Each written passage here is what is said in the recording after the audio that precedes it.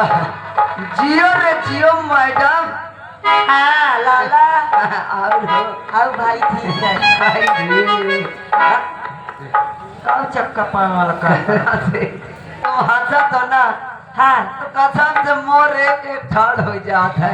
का रामा रामा आज बाप रे मैं तो घबरा गई कहे मैं डर हेलो हाँ ये भैया मैडम जी भैया एक गाना आया है गूगल बता दे।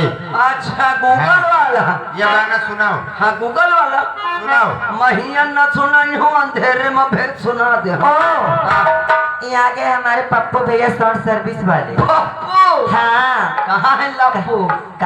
पप्पू नहीं तेरा फेमस अच्छा वो कह रहे हैं क्या कर रहे हैं? कि रागिनी रानी हाँ बहुत दिनों के बाद तुम दिखाई दी हो हाँ और आज तुम्हारे मुखार बिंदों से मुखार बिंद से। बिंद नहीं रे बिंदो बोल अच्छा बिंदु। हाँ और कह रहे हैं कि सुना दीजिए मंदिर टूटे तो बन जाए। हाँ बहुत बढ़िया फरमाइश भाई। तुम्हारी पसंद का मुझे खूब पसंद तो है। दे तो भी 10 रुपये ले ना यार। दे यार हिम्मत बांधो।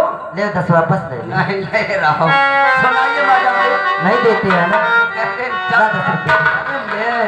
दे दे नहीं फिर दूसरी फरमाइश वही क्या दूसरी फरमाइश करो मैं 10 रुपये दूं।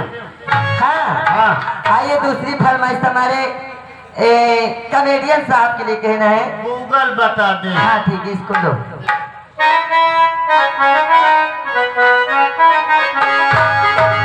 अरे गूगल